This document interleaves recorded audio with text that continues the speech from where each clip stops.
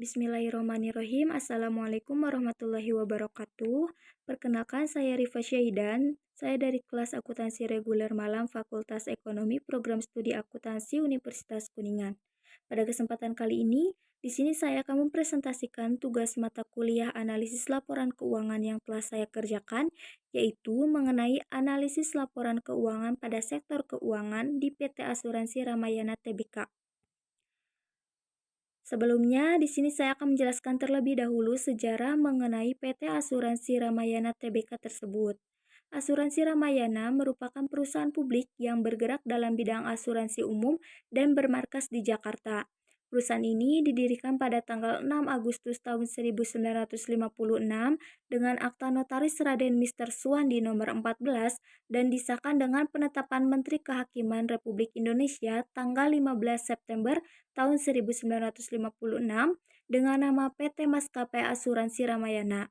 Tujuan didirikannya perusahaan asuransi tersebut yaitu untuk memenuhi kebutuhan proteksi atas barang-barang impor dan ekspor yang saat itu dipimpin oleh F.S. Harjadi dan R.G. Duryat.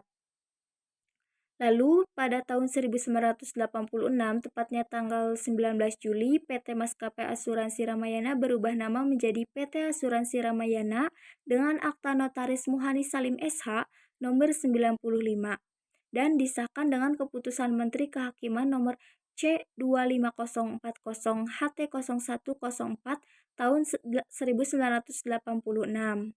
Lalu, pada tanggal 26 Januari tahun 1998, berdasarkan Akta Notaris Imas Fatimah SH nomor 45 tanggal 22 Juli tahun 1997 dan dengan disahkan dengan Keputusan Menteri Kehakiman nomor C2391 HT0104 tahun 1998, PT Asuransi Ramayana berubah nama menjadi PT Asuransi Ramayana Tbk. Kemudian pada tanggal 8 Desember tahun 2000, perusahaan telah mencatatkan seluruh sahamnya ke Bursa Efek Jakarta dan Bursa Efek Surabaya sesuai ketentuan dari Badan Pengawas Pasar Modal.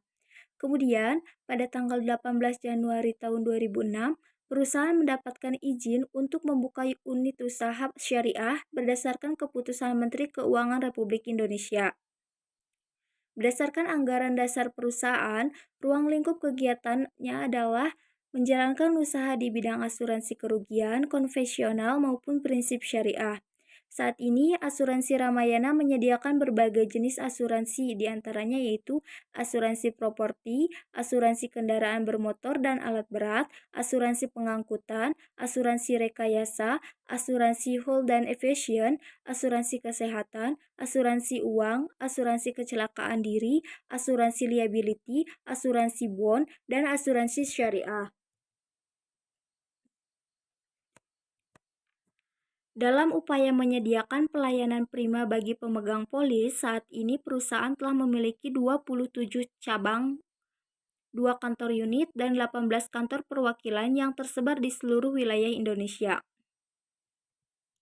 Langsung saja, di sini saya akan menjelaskan mengenai analisis laporan keuangan, yaitu yang pertama, analisis perbandingan neraca. Seperti yang dapat kita lihat, terdapat beberapa analisis perbandingan neraca, yaitu total aset, total liabilitas, total ekuitas, total liabilitas, dan ekuitas. Yang selama periode waktu 5 tahun, yaitu dari tahun 2016 sampai dengan tahun 2020, yang mana hasil presentasi tersebut diperoleh dengan cara menjumlahkan total tahun kedua, kemudian dikurangi total tahun pertama, kemudian dibagi total tahun pertama. Di sini saya akan mengambil contoh dari total aset, yaitu dari tahun 2016 sampai dengan tahun 2020. Untuk menghitungnya, yaitu dengan cara total aset tahun 2016 dikurangi total aset tahun 2020, kemudian dibagi dengan total aset tahun 2000. Untuk selanjutnya ada analisis rasio likuiditas yang terdiri dari current ratio dan quick assets ratio. Untuk menghitung current ratio yaitu total aktiva lancar dibagi dengan hutang lancar. Kemudian untuk menghitung quick rasio yaitu menjumlahkan aktiva lancar yang dikurangi dengan persediaan, kemudian dibagi dengan hutang lancar.